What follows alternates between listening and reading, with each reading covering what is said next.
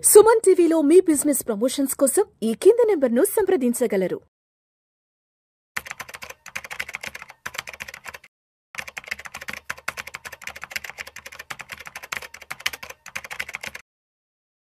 Welcome to Vishnu talks. నేను విష్ణు. ప్రస్తుతం నాతో పాటు సర్టిఫైడ్ ఫైనాన్షియల్ ప్లానర్ మాధవిరెడ్డి గారు ఉన్నారు. వారితో మాట్లాడదాం. నమస్తే మాధవిరెడ్డి గారు. నమస్తే అండి. మాధవిరెడ్డి గారు, ఇవాళ శుక్రవారం వీకెండ్, మార్కెట్లు ఓపెన్ అవుతానే మార్కెట్లలో ఒక రకమైన అతలాకుతలం అనిశ్చితి చూసాము.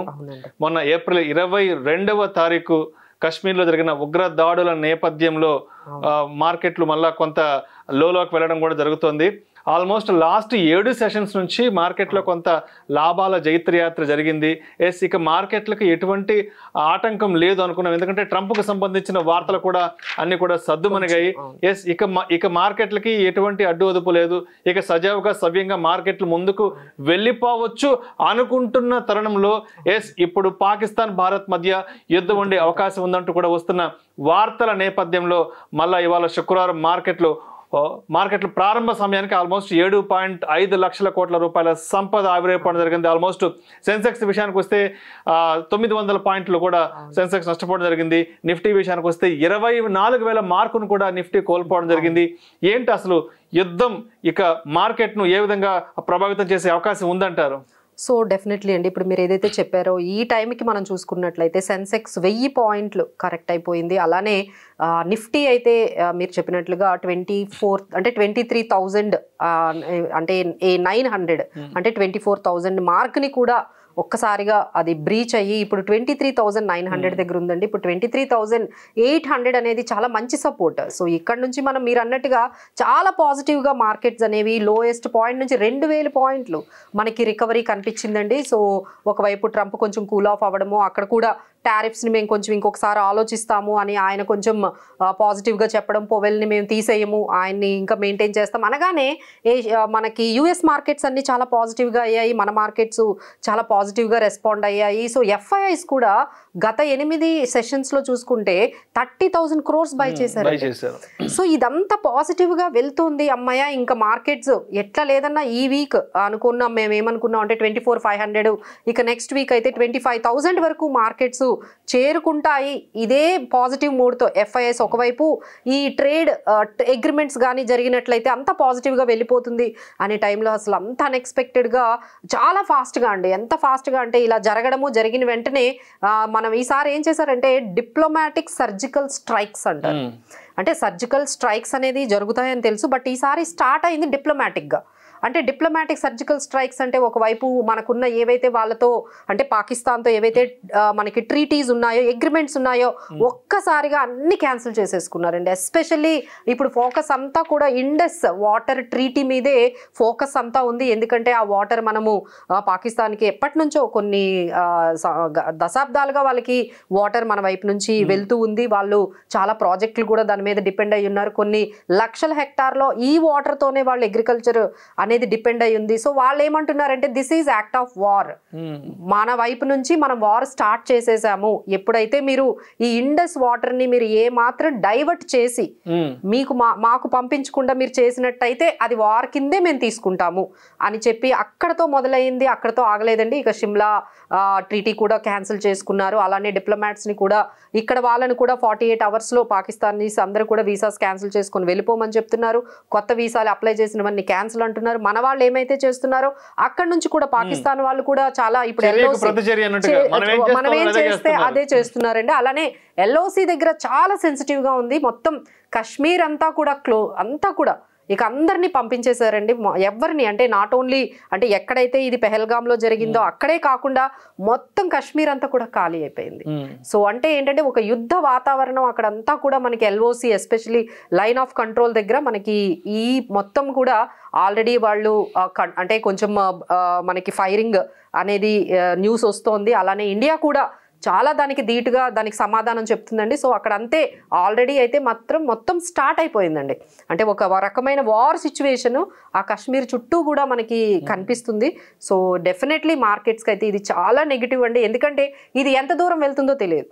ఇది స్టార్ట్ అయితే అయ్యింది, ఐక్యరాజ్య సమితి ఆల్రెడీ చెప్తోంది ఇది మంచిది కాదు వార్ అనేది, కొంచెం ఆలోచించండి అని. బట్ ఎందుకంటే సిచ్యువేషన్ ఈజ్ వెరీ సెన్సిటివ్ అండి. ఎందుకంటే ఈసారి జరిగింది నార్మల్ గా జరగలేదు, అదేంటో అంటే వెతికి వాళ్ళని అంటే మత ప్రాతిపదికన జరిగిన, అవునండి అవును, అది మత ప్రాతిపదిక మీద జరిగింది. అందులో ఓన్లీ మెన్ ని అంటే ఒక ఇంట్లో ఒక మెన్ ని కానీ తీసేస్తే మొత్తం ఫ్యామిలీ అంతా కొలాప్స్ అవుతారు. వాళ్ళ ఇంట్లో పేరెంట్స్ కానీ వైఫ్ కానీ పిల్లలు కానీ. సో ఇదంతా ఎట్లా ఉందంటే వాళ్ళ ముందే జరిగిందండి. అది ఇంకా బాధగా అనిపిస్తుంది. అది చాలా దారుణమైన విషయం. అది ఎవరు తట్టుకోలేకపోతున్నారు. ఎందుకంటే మీరు ప్రేమించిన వాళ్ళు, మీకు మీ ఫ్యామిలీలో ఉన్న వాళ్ళు మీ ఎదురుగానే జరుగుతూ ఉంటే మీరు ఏమీ చెయ్యలేక మన ముందే చంపేస్తూ ఉంటే అది నిజంగా అంటే మర్చిపోలేరు కదండి. అది ఎవ్రీ డే మీ లైఫ్ లాంగ్ చిన్న పిల్లలు ఎదురుగా ఆ బాధ అనుభవిస్తుంది. ఎందుకంటే మన ఎదురుగా జరిగింది కదా, ఎట్లా మర్చిపోతారు అసలు. అది చాలా హీనియస్ యాక్ట్ గా మనం కూడా చూస్తున్నామండి. సో వదిలిపెట్టేది లేదు అని కూడా చాలా మన మొత్తం ఇండియాలో అన్ని వైపుల నుంచి అంటే ఏ స్టేట్ కూడా అన్ని స్టేట్స్ అంటే ఇండియా అంతా కూడా ఒక యునైటెడ్ గా అయ్యి వదిలిపెట్టేదే లేదు అన్నట్టుగా యాక్ట్స్ అయితే జరుగుతున్నాయి. సో వాళ్ళతో ఉన్న అన్ని కమ్యూనికేషన్స్, అన్ని ట్రీటీస్, అగ్రిమెంట్స్ ఇవన్నీ క్యాన్సిల్ చేసుకున్నారు. ఇదంతా ఒకవైపు అయితే ఎకనామికల్ గా మనం చూసుకున్నట్లయితే కొంచెం అది నెగిటివ్ గానే ఉంటుందండి. ఎందుకంటే వార్ అనేది it is not good for any country. అది కూడా మనకి ఇంపాక్ట్ అవుతుంది, వాళ్ళకి ఇంపాక్ట్ అవుతుంది టు సమ్ ఎక్స్టెంట్. ఇందులో కూడా మనకి ఇప్పుడు మనం చూసుకున్నట్లయితే especially first reaction on the markets, నిన్న వాళ్ళ మార్కెట్స్ కూడా 2% కరాచీ మార్కెట్స్ కూడా క్లోజ్ అయిపోయాయి. వాళ్ళు అట్లా ఉంటే మన దగ్గర కూడా ఈరోజు ఈ ట్రేడ్ భయాలు, ఈ ట్రేడ్ వార్ పక్కన పెడితే ఈ కొత్తగా చైనాతో మన పాకిస్తాన్తో వచ్చే ఈ వార్ భయాలతో మార్కెట్స్ అయితే ఈ రోజు చాలా నర్వస్ గా లాస్ట్ 10-15 డేస్ వరకు ట్రంప్ సంబంధించిన వార్తలు ఆల్మోస్ట్ లాస్ట్ 7-8 మంత్స్ నుంచి మార్కెట్ ఎంత ఫాల్ చూసామో, ఎన్ని క్రాష్లు చూసామో అర్థమైంది. అండ్ ఎస్పెషల్ లాస్ట్ 3-4 మంత్స్ నుంచి ఈ ట్రంప్ ఇచ్చిన రకరకాల షాకులతో మార్కెట్లు మొత్తం అతలాకుతలం అయిపోయినాయి. మళ్ళీ ఇప్పుడిప్పుడే 80,000 మార్కును చేరుకుంటున్నాం అనుకుంటున్నా. ఈ టైంలో నిజంగా ఈ యుద్ధానికి సంబంధించిన వార్తలు నిజంగా మార్కెట్ అయితే కొలాప్స్ చేసి పడేస్తున్నాయి మాధురెడ్డి. అవునండి, లాస్ట్ వీక్ ఎలా చెప్పుకున్నాం అంటే అన్ని కంట్రీస్ తో పక్కన పెడితే ఇండియా చాలా రికవరీ అయ్యింది. ఇండియా అందరికన్నా ముందు రికవరీ అయ్యింది ఈ ట్రేడ్ వార్ లో అని చెప్పి మనం చెప్తే, ఇప్పుడు అన్ని కంట్రీస్ కొంచెం బాగా అంటే యుఎస్ మార్కెట్స్ కూడా బాగా రికవరీ అయ్యాయి, ఏషియన్ మార్కెట్స్ రికవరీ. బట్ మనకి ఈ సిచ్యువేషన్ ఎప్పుడైతే వచ్చిందో, ఈ వార్ విత్ పాకిస్తాన్ అనే సిచ్యువేషన్ ఎప్పుడైతే వచ్చిందో మన మార్కెట్స్ బాగా కొంచెం నర్వస్ లోకి వెళ్ళినట్టుగా కనిపిస్తున్నాయండి. సో దిస్ ఈజ్ వెరీ అంటే కొంచెం లార్జ్ క్యాప్ స్టాక్స్ కూడా కొంచెం బాగానే కరెక్ట్ అవుతున్నట్టుగా కనిపిస్తున్నాయి. But need not to worry అండి, ఎందుకంటే వీ హ్యావ్ టు సీ అంటే మార్కెట్స్ అనేవి ఇన్ఫర్మేషన్ ని తీసుకుంటూ వెళ్తూ ఉంటాయి కాబట్టి మనము ఇన్ఫర్మేషన్ బట్టి మనము తీసుకోవాలి. బట్ 23,800 అనేది మంచి సపోర్ట్ అండి. సో అక్కడ మార్కెట్స్ ఏమైనా సపోర్ట్ తీసుకొని ఆగినట్లయితే మనకి ఎటువంటి భయం లేదు. So let's hope that will stop at 23,800 ఈ 23,500 దగ్గర మార్కెట్స్ కొంచెం సపోర్ట్ తీసుకొని వెళ్తాయని మనం అనుకుంటాం. బట్ వీ కెనాట్ సే, ఎందుకంటే ఏం జరుగుతుంది అనేది మాత్రం అంతా చాలా ఫాస్ట్గా మనకి ఈ మొత్తం డెవలప్మెంట్స్ అన్నీ కూడా జరిగిపోతూ ఉన్నాయండి, చాలా ఫాస్ట్గా జరుగుతున్నాయి. సో దాన్ని బట్టి ఒకవైపు రిజల్ట్స్ అనేది కూడా ఇప్పుడు బిగ్గెస్ట్ మనకి అప్డేట్ ఏంటంటే ఈ రిలయన్స్ రిజల్ట్స్ అనేవి రాబోతున్నాయి. సో దాని మీద కూడా మార్కెట్స్ కొన్ని రియాక్ట్ అవుతాయి. అలానే L&T ఫైనాన్స్, తర్వాత Sriram finance, Motilal Oswal finance, Hindustan zinc, Lal path labs, ఇలా పెద్ద పెద్ద కంపెనీలు ఒకవైపు రిజల్ట్స్ ఇస్తున్నాయి. అంటే మార్కెట్లో అన్ని వైపుల నుంచి ఎటువంటి పాజిటివ్ న్యూస్ వచ్చినా సరే ఇప్పుడు క్యాచ్ చేసే సిచ్యువేషన్ లో లేదు. ఏ పాజిటివ్ న్యూస్ వచ్చినా అంటే FIS అన్ని పక్కకి జరిపేస్తుందండి. అలానే మంచి మంచి కంపెనీస్ అంటే కొన్ని బెటర్ కొన్ని రిజల్ట్స్ కూడా ఇచ్చిన సిచ్యువేషన్స్ ఉన్నాయి.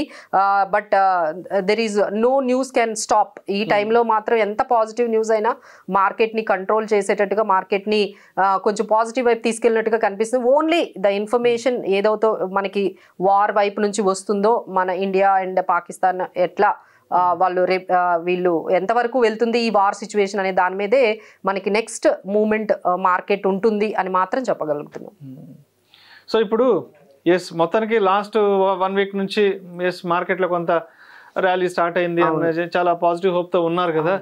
సో ఇప్పుడు చూస్తున్న పరిస్థితులు అయితే అందరికీ ఒక క్లారిటీ వచ్చేసింది what next with the markets అని.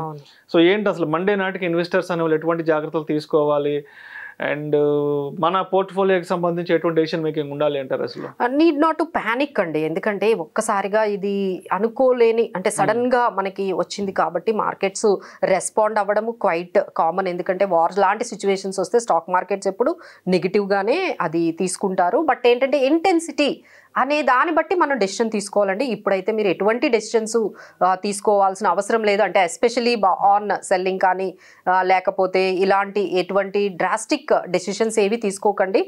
Will wait for some time for the news ఎంతవరకు మనకి వస్తుంది, ఇది ఎంత ఇంటెన్సిటీ వార్ అనేది ఎంతవరకు వెళ్తుంది అనేది మనం ముందుగా మనము చెప్పలేం కాబట్టి. So right now need not to be in the panic లో వెళ్ళిపోయి సెల్లింగ్ అనేది అయితే మాత్రం ఇప్పుడు చెయ్యొద్దండి. ఇప్పుడు అప్పుడే చేయాల్సిన అవసరం లేదు. ఎందుకంటే ఇవన్నీ కూడా ఒకసారి ఇప్పుడు అంత పెద్ద ట్రంప్ ఇష్యూస్ నే పక్కన పెట్టి మార్కెట్స్ ఎప్పుడైతే కూల్ అయిపోయిందో ఒక్కసారిగా పాజిటివ్ లోకి 2000 పాయింట్స్ అండి, 2000 పాయింట్స్ చాలా వెంటనే రికవరీ. అలానే ఇప్పుడు కూడా వస్తుందండి, రాదు అని చెప్పట్లేదు. ఇప్పుడు కూడా కొంచెం మార్కెట్స్ అనేవి డ్రాగ్ రావచ్చు. బట్ ఏంటంటే ఎప్పుడైతే కొంచెం ఏదైనా కొంచెం ఆగింది, ఇక వార్ ఎక్కడితో ఆగింది అనేది ఏదైనా మనకు తెలిసినట్లయితే మళ్ళీ ఇమీడియట్ గా మార్కెట్స్ అనేవి మనకి మళ్ళీ నార్మల్ కి వస్తాయండి. But right no need not to be so panic decisions అయితే మీరు ఇన్వెస్ట్మెంట్స్ కి సంబంధించింది అయితే తీసుకోకుండా ఉంటేనే మంచిదండి కొన్ని రోజుల వరకు.